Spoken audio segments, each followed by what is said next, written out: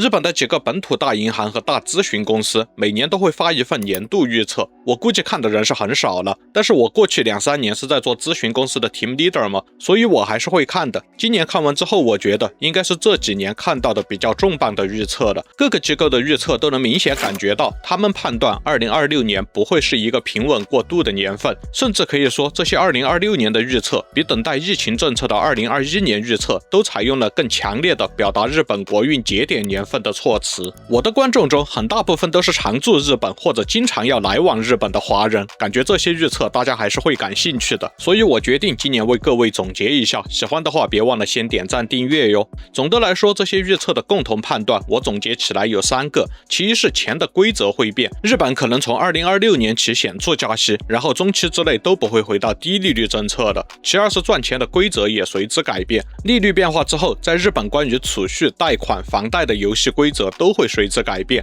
其三是國家的認真程度會變，這些預測雖然是對高市政府的預測，但是難免體現了對近期首相們的一些不滿。我作為非日本國籍在日本生活的人，關於日本政治的細節想法是不方便在視頻裡直說的，你們自己感受就行。另外，在我制作這個視頻的中途，瑞穗銀行發了一個新的臨時現狀分析，措辭相當的激烈，和他們的年度預測不同。這份分析對於縣政府過於激進的行為表達了強烈擔憂，認為近期的一些言論和做法會嚴重打擊日元的價值和日本將來的經濟。不過我們視頻下面的正文內容還是會以各機構之前的年度預測為基礎。總之下面我們一條一條預測的說。首先是对於2026年宏觀經濟的預測，瑞穗銀行的結論是，日本經濟在經歷數年被外部衝擊之後，2026年將會轉守為攻。什麼是過去的外部衝擊呢？作為自媒體，為了防止平台的 AI 錯誤判斷我的頻道分區，我必須盡量少使用一些關鍵詞。總之，一方面是與2個主要商貿大國之間的貿易相關不確定性，另一方面是逆全球化趨勢的加強帶來的全球衰退擔憂。但是這2點到了2025年底都已經比較明朗了。三井住友銀行認為，2026年來自外部的不利預期會大幅度減小，而日本經濟會轉守為攻，主要指的是日本內生動力在抬頭。2025年開始，日本出現了一些趨勢，包括企業的設備投資意願提升，因人手不足導致的自動化與 AI 投入提升，以及政策刺激下的消費與投資回補。瑞穗銀行認為，2025年日本的內需中，政府補助是一個顯著支撐。2026年雖然繼續會有內需不足的壓力，但經濟政策足以刺激經濟增長的產生。日本央行對此的預測措辭則相對保守一些，認為當全球經濟回到增長預期時，日本在收入到支出的循環增強下將會進入溫和增長周期。因此在日銀的文本中期待的是 U 型復甦的拐點。在我看來，大致3家表達的意思都是相同的趨勢，只是樂觀和悲觀的程度有所不同。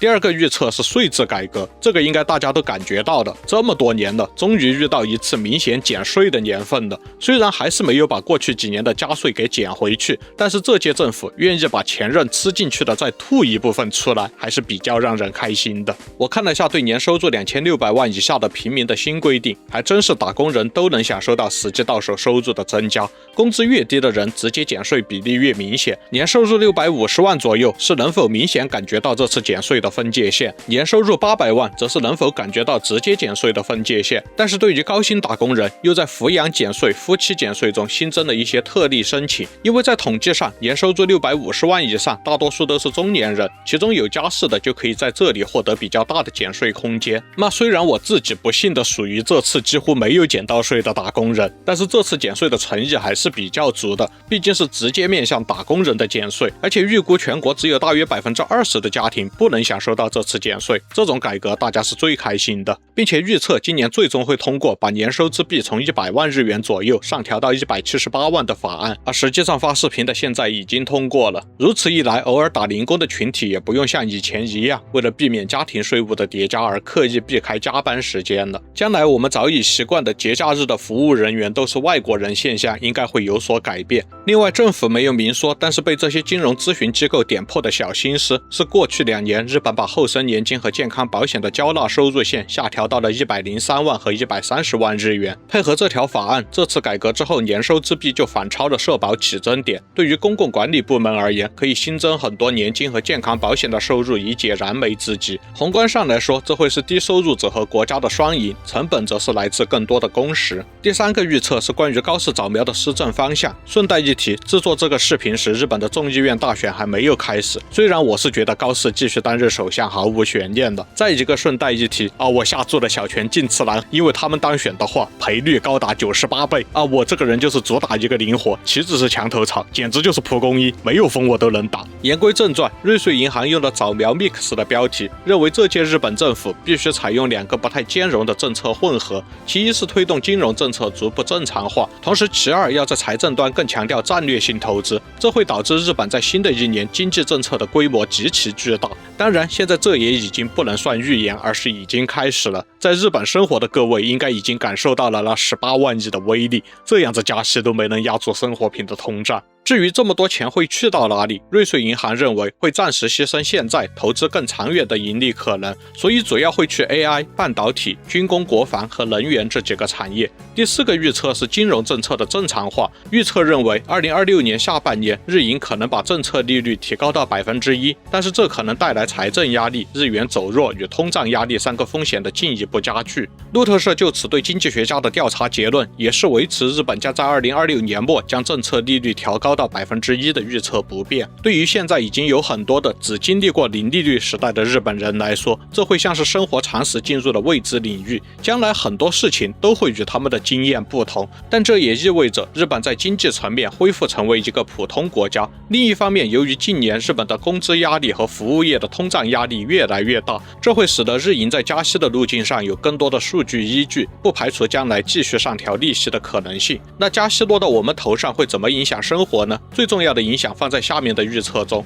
直接影響的話，好處是存款利息的回歸，很多不會理財的老一輩財富持有者都會受益。壞處自然就是借錢更貴了。第5個預測是住房貸款相關的問題會在2026年有所爆發，尤其是在世代財富分配問題上顯現出來。在住宅金融資源機構的調查中，現在日本超過70%的房貸都是簽的變動金利，而對於2024年到2025年貸款購房者的調查中，則是有大約77%簽訂的是變動金利貸款合同。那麼隨着政策利率的上升，变動房貸利率也可能從過去的超低區間被抬升上去，購房者的家庭壓力會變大很多。同樣，這也意味着已經還清了貸款而且存款很多的高齡者們，可能因為利息的增加而繼續獲益，而現在已經買了房，但是房貸還沒有還清的現役和育兒世代，則會面臨更大的月供壓力。現在已經岌岌可危的代際剝削問題將進一步擴大。同樣，現行規則並不提供無痛的迅速把房屋貸款轉化為固定利率的方式，因為固定金利它本身也是隨着政策利率的預期而動。現在日本各銀行的固定房貸利率已經漲起來了，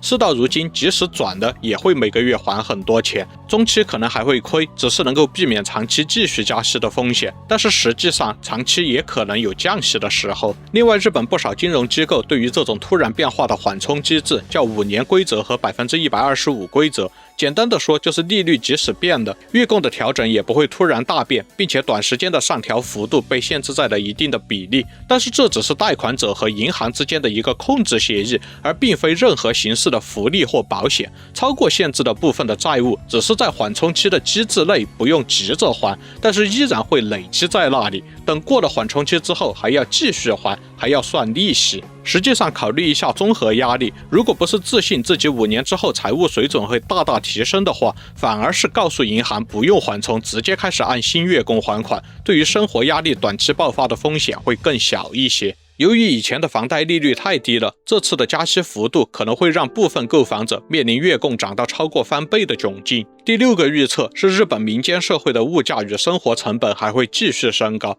生活品的價格通常有較強的粘着性，物價高漲的趨勢一旦形成了，就不會輕易的結束，尤其是食品一旦漲上去，就很難再跌回來了。機構預測中，主要是把食品價格維持在高位的原因歸咎在食品原材料的漲價、日元低迷帶來的明年入境食品期貨價格的上漲，以及全球物流成本的上升。同時預測政府在2026年依然會發放生活固定費用的補貼，預計在第一季度就會重啟短期電費和燃氣費的補貼方案。但是政府的補貼不會長久，居民的節約和廠商的減量也有極限，物價的壓力終究會轉嫁為薪資上漲的訴求。這就是第7個預測，低薪崗位的薪資會顯著上漲。瑞穗銀行認為，2026年日本的大部分行業中，不漲工資就招不到人會開始變成新的常態。過去的2-3年的漲薪，對於更多的公司而言，都是因為別人漲了，所以自己也要漲，有些面子上的因素。但是2026年開始，最主要的考量會是不漲薪就搶不到新人了，所以只能漲。低薪的基礎工作和各企業的年輕人崗位方面，市場依然會是對勞動者壓倒性有利的賣方市場。2026年的春鬥已經開場了，今年聯合繼續把加薪目標設置為至少 5%。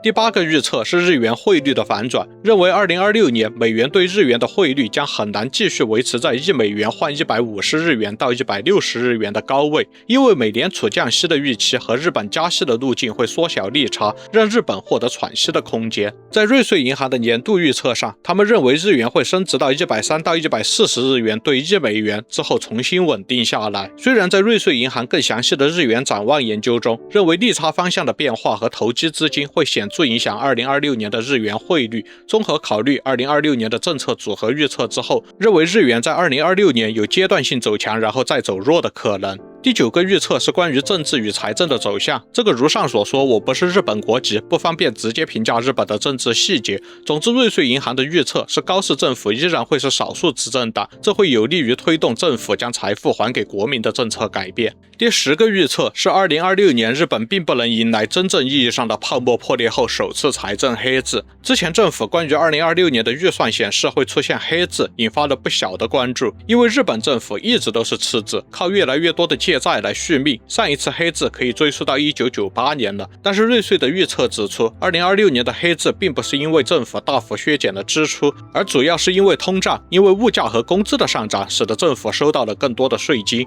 而人們期待多年的黑字化，其實主要是期待國庫的瘦身。同時，現在預算的黑字說的是當初預算，並不包含補正預算。瑞穗認為，實際上2026年的財政依然會是赤字，同時財政預算中不包含利息支出。既然2026年會是加息年，實際上日本政府肯定會在國債利息上有極大的支出。暫時放出黑字的風聲，可能只是為了給市場一個交代。那現在這個已經應驗了，現在日本已經更新了2026年的預算，從黑字變成了8000億日元的赤字，主要是因為推出了21.3萬億的刺激政策。就這些，我們頻道本質上是一個故事和觀點的頻道，不做任何投資建議，所以在這個預測內容的視頻最後，我就不提行為建議了。未來這種東西本身就是很難預測的，所以別把這期的內容照單全收。至少我個人對於上面這些預測的有些部分是持相反觀點的。專業機構的預測也不能當成答案，要當成燈光，燈能夠照亮路面，但是不會替你走路。有些路有路燈，有些路沒有，但是走路的方向是你自己決定的。人生如逆旅，我亦是行人。都看到這兒了，別忘了點讚、訂閱、硬幣還有熱推呀！我們下期再見。